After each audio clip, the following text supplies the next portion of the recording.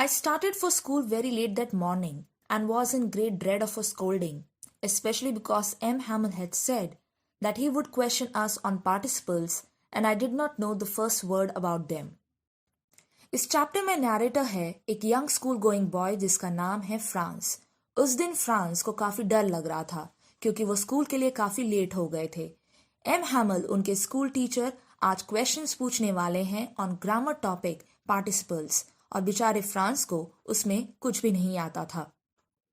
For a moment I thought of running away and spending the day out of doors. It was so warm, so bright. The birds were chirping at the edge of the woods and in the open field back of the sawmill the Persian soldiers were drilling.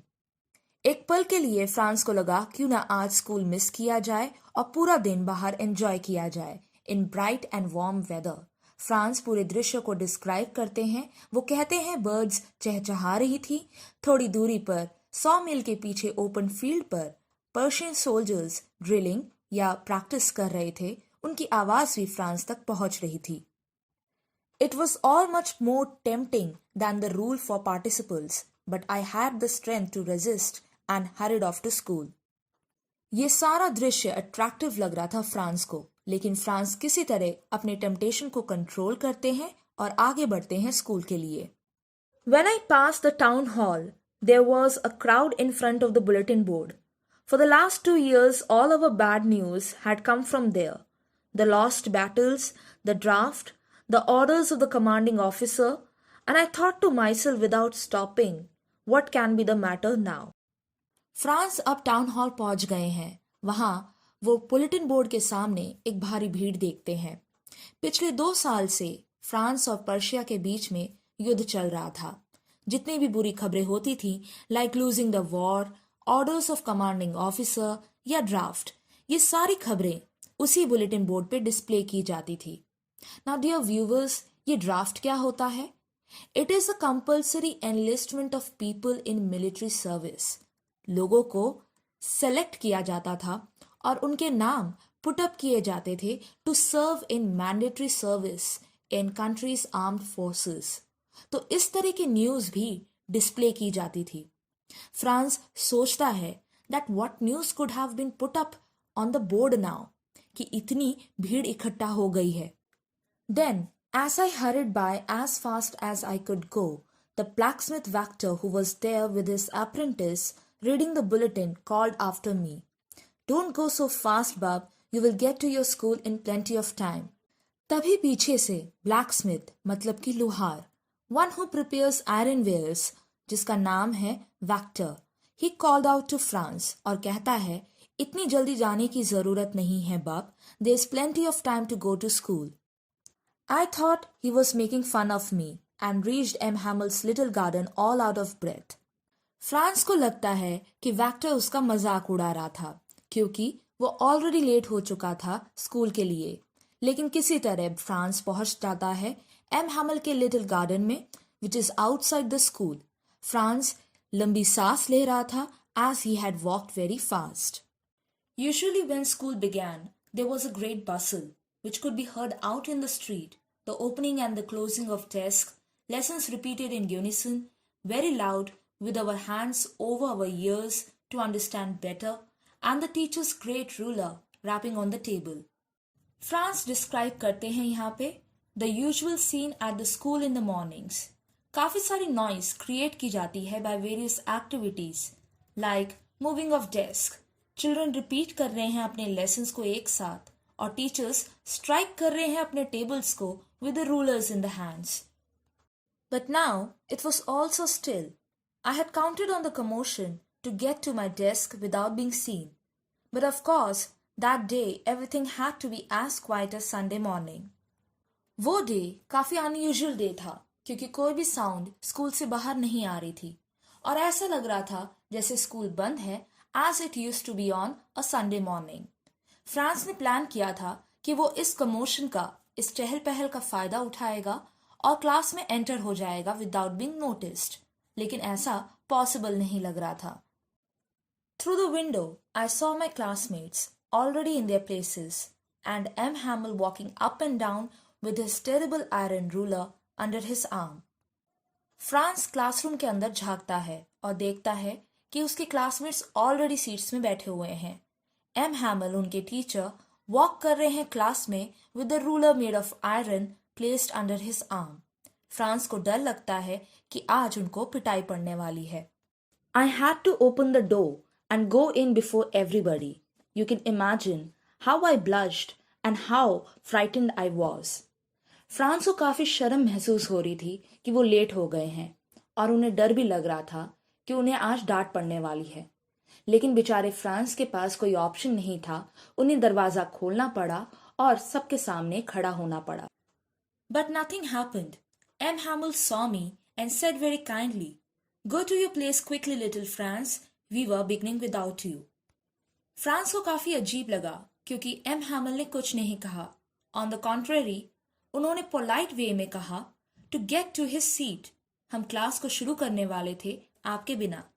I jumped over the bench and sat down at my desk. Not till then, when I had got a little over my fright, did I see that our teacher had on his beautiful green coat, his frilled shirt, and the little black silk cap, all embroidered, that he never wore except on inspection and prize days. France जल्दी से अपनी seat में बैठ जाता है और जैसे ही वो अपने फियर को ओवरकम करता है, कंफर्टेबल फील करता है, वो नोटिस करता है एम हैमल के स्पेशल ड्रेस को। एम हैमल ये ड्रेस केवल स्पेशल ओकेशंस में ही पहना करते थे। फ्रांस वंडर करता है क्या आज का दिन नॉर्मल डे है? क्या कारण हो सकता है कि एम हैमल ने ये स्पेशल ड्रेस पहनी हुई है? Besides, the whole school seemed so strange and solemn, but the thing that surprised me most was to see, on the back benches that were always empty, the village people sitting quietly like ourselves. Old Hauser, with his three-cornered hat, the former mayor, the former postmaster, and several others besides. France को उस दिन school का atmosphere काफी unusual और serious लग रहा था। यहाँ तक कि पीछे के बेंचेस जो कि हमेशा खाली होते थे आज ऑक्युपाइड थे। विलेजर्स आए हुए हैं क्लासरूम के अंदर। उनमें से एक है हाउसर जो कि एक ओल्ड फार्मर है और उन्होंने पहना हुआ है एक थ्री कॉर्नर्ड हैट। उनके साथ बैठे हुए हैं रिटायर्ड मेयर, रिटायर्ड पोस्टमास्टर और भी बाकी villagers. Everybody looked sad, and Hauser had brought an old primer, thumbed at the edges, and he held it open on his knees with his great spectacles lying across the pages. सभी की शक्ल में निराशा नजर आ रही थी। Houser अपने साथ प्राइमर भी लेकर आए हुए थे। Now dear viewers, प्राइमर क्या होता है? आपने छोटी क्लास में साउंड्स ऑफ अल्फाबेट्स पढ़ा होगा 12 खड़ी में। उसी तरह प्राइमर एक तरह की छोटी किताब होती है जिसमें साउंड्स ऑफ अल्फाबेट्स के बारे में लिखा होता है। हाउजर उस दिन अपने साथ एक प्राइमर लेकर आए हुए थे। While I was wondering about it all, M. Hamel mounted his chair and in the same grave and gentle tone which he had used to me, said, "My children, this is the last lesson I shall give you. The order has come from Berlin to teach only German in the schools of Alsace and Lorraine. The new master comes tomorrow, and this is your last French lesson. I want you to be very attentive." France काफी confused हो जाता है and he could not figure out what was happening that day.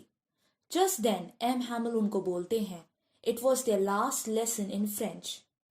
Persians ने order किया है कि French language अब नहीं पढ़ाई जाएगी in the schools of Alsace and Lorraine और कल से जर्मन टीचर आ रहे हैं। क्योंकि ये लास्ट लेसन है in French, he wanted them to pay attention. What a thunderclap these words were to me. Oh, the wretches! That was what they had put up at the town hall. France काफी shocked हो जाता है ये जान के that he could not learn French any longer. अब उसको समझ आ गया था कि बुलेटिन बोर्ड के सामने क्यों क्राउड इकट्ठा हो रखी थी, because they were reading this same news. My last French lesson? Why? I hardly knew how to write. I should never learn any more. I must stop there then. Oh, how sorry I was for not learning my lessons, for seeking birds' eggs, or going sliding on the Tsar. My books that had seemed such a nuisance a while ago. so heavy to carry. My grammar and my history of the saints were old friends now that I couldn't give up. France को काफ़ी regret feel होता है, पछतावा feel होता है for not being serious towards studies. और आखिर क्यों उसने टाइम वेस्ट किया इन हंटिंग बर्ड्स एग्स और रिवर जार के किनारे खेलते हुए। टिल नाउ फ्रांस कंसिडर करता था बुक्स को एज अनवांटेड बर्डन, लेकिन अब अचानक से वो उनको कंसिडर करने लगता है एज बेस्ट फ्रेंड्स जिनको वो खोना नहीं चाहता। यहाँ पर राइटर हमें शो करना चाहता है बदलाव in France attitude towards study जैसे ही उनको न्यूज़ पता चलती है that he could not learn French any longer. And MHamel too, the idea that he was going away, that I should never see him again, made me forget all about his ruler and how cranky he was. France MHamel को छोड़ना नहीं चाहते थे, यहाँ तक कि वो ये भी भुला चुके थे कि MHamel एक शॉर्ट टेम्पर्ड और स्ट्रिक्ट टीचर हैं। Poor man! It was in honor of this last lesson that he had put on his fine Sunday clothes, and now I understood why the old men of the village were sitting there in the back of the room. It was because they were sorry too that they had not gone to school more. It was their way of thanking our master for his 40 years of faithful service and of showing their respect for the country that was theirs no more. अब France को सब समझ आ रहा था कि आखिर MHamel ने वो स्पेशल ड्रेस क्यों पहनी हुई है। MHamel ने ड्रेस पहनी हुई है in the honour of the last lesson. France को ये भी रियलाइज हो जाता है कि विलेज मैन आखिर क्यों स्कूल में आए हैं। विलेज मैन के आने का कारण काफ़ी सारे थे। पहला, उनको पछतावा हो रहा था कि बचपन में उन्होंने अपनी मातृभाषा फ्रेंच को समझने की सीखने की कोशिश क्यों नहीं की। दूसरा, वो धन्यवाद देना चाहते थे MHamel को for his 40 years of faithful service in that school. और तीसरा कारण था वो शो करना चाहते थे respect to their country. While I was thinking of all this, I heard my name called. It was my turn to recite. What would I not have given to be able to say that dreadful rule for the participle all through, very loud and clear, and without one mistake. But I got mixed up on the first words and stood there holding on to my desk, my heart beating and not daring to look up. MHamel France को बोलते हैं कि उनकी बारी है अब topic of participles को दोहराने की, क्योंकि बर्लिन ऑर्डर का काफ़ी इम्पैक्ट पड़ा था फ्रांस के ऊपर। अब फ्रांस काफ़ी डेस्परेट हो गए हैं और शो करते हैं इंटरेस्ट, और वो चाहते हैं कि इस टॉपिक को वो एक ही बार में रिसाइट कर लें विदाउट एनी मिस्टेक। लेकिन दुर्भाग्यवश पुअर फ्रांस को एक भी अक्षर नहीं आता था उस टॉपिक से रिलेटेड, और वो कंफ्यूज हो जाते हैं और खड़े रहते हैं क्वाइटली। उन्हें हिम्मत नहीं होती कि वो फेस करे अपने टीचर को। I heard MHamel say to me, I won't scold you, little Franz. You must feel bad enough. See how it is. Every day we have said to ourselves, Bah, I have plenty of time. I will learn it tomorrow. And now you see where we have come out. Ah, that's the great trouble with Alsace. She puts off learning till tomorrow.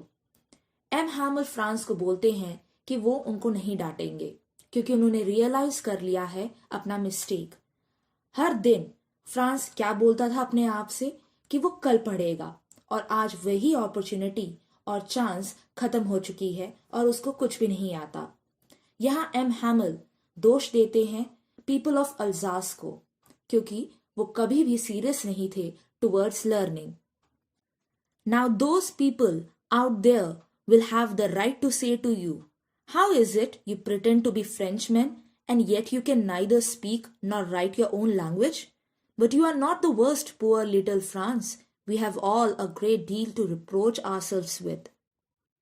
MHamel अब पूरी class को बोलते हैं कि यहाँ पे उनके enemies Persians उनके ऊपर हंसेंगे, क्योंकि वो बोलेंगे कि आप किस बात के फ्रेंचमैन हो जब आपको लिखना और बोलना नहीं आता अपनी ही मातृभाषा। वो ये भी कहते हैं फ्रांस को कि उन्हें गिल्टी फील नहीं करना है क्योंकि यहाँ पर सभी अल्जास के लोगों की गलती है। Your parents were not anxious enough to have you learn. They prefer to put you to work on a farm or the mills so as to have a little more money. And I have been to blame also. Have I not often sent you to water my flowers instead of learning your lessons? And when I wanted to go fishing, did I not just give you a holiday? MHamel यहाँ बोलते हैं कि France के parents कभी भी interested नहीं थे in getting him educated. वो चाहते थे कि वो वर्क करे फार्म में या मिल में और थोड़ा पैसा कमा के लेकर आए। वो यहाँ तक कि ये भी बोलते हैं कि एज अ टीचर वो खुद भी कभी इंटरेस्टेड नहीं थे इन टीचिंग देम, और वो अक्सर उनको भेज देते थे टू वाटर हिज प्लांट्स। कभी कभी वो डिक्लेयर भी कर देते थे हॉलिडे जब उन्हें फिशिंग के लिए जाना होता था। Then from one thing to another, MHamel went on to talk of the French language, saying it was the most beautiful language in the world, the clearest, the most logical, and we must guard it among us and never forget it, because when people are enslaved, as long as they hold fast to their language, it is as if they had the key to their prison. MHamel अब अपनी मातृभाषा की प्रशंसा करने लगते हैं। वो कहते हैं फ्रेंच लैंग्वेज सबसे खूबसूरत, क्लियरेस्ट और लॉजिकल भाषा है। वो अपनी क्लास को बोलते हैं कि वो अपने लैंग्वेज को गार्ड करके रखें, क्योंकि लैंग्वेज ही एक ऐसा माध्यम है जिससे हम अपने आप को आज़ाद कर सकते हैं गुलामी से। अगर कोई पर्सन अपनी मातृभाषा को अच्छे से जानता है तो कोई भी उसको बंदी नहीं बना सकता। अपनी मातृभाषा को अच्छे से जानने से हम अपने लैंग्वेज का फायदा उठा सकते हैं और उसको एक पावरफुल वेपन की तरह इस्तेमाल कर सकते हैं to fight domination. Then he opened a grammar and read us our lesson. I was amazed to see how well I understood it. All he said seemed so easy, so easy. I think too that I had never listened so carefully and that he had never explained everything with so much patience. It seemed almost as if the poor man wanted to give us all he knew before going away, and to put it all into our heads at one stroke. MHamel lesson लेता है grammar में। France काफी surprised हो जाता है कि उसको वो लेसन बहुत इजीली समझ आ रही थी। उसे लगता है कि पहले अगर वो अटेंटिव रहता क्लास में तो आज उसको इतनी दिक्कत नहीं आती। MHamel भी उस दिन लेसन को काफी अच्छे से एक्सप्लेन कर रहे थे। फ्रांस को ऐसा लग रहा था कि MHamel जाने से पहले अपना सारा ज्ञान देकर जाना चाहते हैं। After the grammar, we had a lesson in writing. That day, MHamel had new copies for us, written in a beautiful round hand, France Alsace, France Alsace. They looked like little flags floating everywhere in the schoolroom, hung from the rod at the top of our decks. You ought to have seen how everyone set to work, and how quiet it was. The only sound was the scratching of the pens over the paper. Grammar के lesson के बाद writing का lesson हुआ।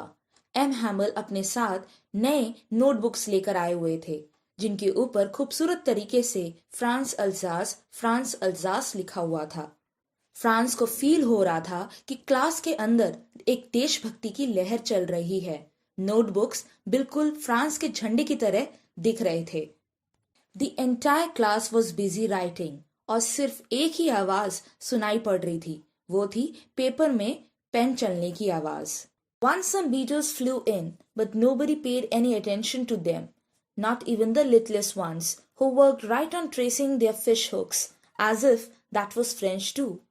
On the roof the pigeons cooed very low, and I thought to myself, will they make them sing in German, even the pigeons? बीच में कुछ insects class में उड़ के एंटर करते हैं, लेकिन किसी का ध्यान उनके ऊपर नहीं जाता है, as everyone was busy writing. Writer यहाँ पर रूफ पे बैठे पिजन्स को कंसीडर करते हैं क्लास के स्टूडेंट्स के समान, और वो कहते हैं even the pigeons were busy scratching the roof with their claws. और ऐसा लग रहा था कि वो भी बिजी हैं राइटिंग के टास्क में। पिजन्स की कू की साउंड भी सुनाई पड़ रही थी क्लास के अंदर। फ्रांस यहाँ पर वंडर करता है कि पर्शियंस उनके एनिमीज क्या पिजन्स को भी फोर्स करेंगे टू चेंज देयर लैंग्वेज और उनको बोलेंगे कि जर्मन में कू करो। राइटर यहाँ पर हमें बताने की कोशिश कर रहा है कि लैंग्वेज एक नेचुरल चीज होती है, हम किसी के ऊपर फोर्स नहीं कर सकते हैं, बी इट द फ्रेंचमैन और the pigeons. Whenever I looked up from my writing, I saw MHamel sitting motionless in his chair and gazing first at one thing, then at another, as if he wanted to fix in his mind just how everything looked in that little schoolroom. Writing करते दौरान France MHamel की तरफ देखते हैं। MHamel बिल्कुल शांत बैठे हुए हैं और चीजों को घूर रहे हैं। ऐसा लग रहा है कि जाने से पहले वो हर चीज को मेमोराइज करना चाहते हैं और अपने दिमाग में फिक्स कर देना चाहते हैं। Fancy, for 40 years he had been there in the same place, with his garden outside the window and his class in front of him, just like that. Only the desk and benches had been worn smooth, the walnut trees in the garden were taller, and the hop vine that he had planted himself twined about the windows to the roof. MHamel को उसी school में पढ़ाते हुए 40 साल हो गए थे और इन 40 सालों में उन्होंने कुछ ही चेंजेस विटनेस की हैं, जैसे कि क्लासेस में रखे हुए डेस्क अब पुराने हो गए हैं, गार्डन में खड़े वॉलनट ट्रीज अब लंबे हो गए हैं, हॉप वाइन जो कि उन्होंने खुद ग्रो किए हैं अब वो विंडो से होते हुए रूफ की तरफ बढ़ गए हैं। How it must have broken his heart to leave it all, poor man, to hear his sister moving about in the room above, packing their trunks, for they must leave the country next day. France कहते हैं MHamel का दिल जरूर टूट गया होगा इस वक्त, क्योंकि उनको ऐसी जगह छोड़ के जाना है जहां उन्होंने अपने लाइफ के 40 साल बिताए हैं। इस दौरान ऊपर रूम से कुछ आवाजें भी सुनाई पड़ रही थी। उनकी सिस्टर लगेज को पैक और मूव कर रही थी, क्योंकि कल दोनों को फ्रांस छोड़ के जाना है। But he had the courage to hear every lesson to the very last. After the writing, we had a lesson in history, and then the babies chanted their ba bee bee bo boo. लेकिन MHamel calm and composed रहते हैं और वो उस lesson को बहुत ध्यान से सुनते हैं। राइटिंग टास्क के बाद होती है हिस्ट्री की क्लास और उसके बाद होती है फोनेटिक्स की क्लास, जहां पर बच्चों को साउंड्स ऑफ अल्फाबेट सिखाया जाता है। फ्रांस यहाँ पर रेफर करते हैं बच्चों को एज बेबीज। ऑल्दो वो बड़े हो चुके हैं, लेकिन वो अब भी छोटी क्लास में पढ़ाई जाने वाले लेसन्स ऑफ फोनेटिक्स को रिसाइट कर रहे हैं। Down there, at the back of the room, old Hauser had put on his spectacles and holding his primer in both hands, spelled the letters with them. You could see that he too was crying. His voice trembled with emotion, and it was so funny to hear him that we all wanted to laugh and cry. Ah, how well I remember it, that last lesson. इधर से old Houser ने spectacles पहन लिए हैं और उन्होंने भी पकड़ा हुआ है एक प्राइमर। वो भी क्लास के साथ रिसाइट कर रहे हैं लेटर्स को। रेसिटेशन के दौरान वो रो रहे हैं और उनकी आवाज में कंपन है। फ्रांस के अंदर मिक्स्ड इमोशंस आ गए हैं। इधर से उनको ये सारा दृश्य फनी लग रहा था कि कैसे एक ओल्ड मैन लाइक हाउजर रो रहे हैं और ट्रेम्बल कर रहे हैं, और उधर से उनको काफी भावुक भी फील हो रहा था क्योंकि कल से उनकी फ्रेंच क्लास नहीं होगी। All at once, the church clock struck 12, then the Angelus.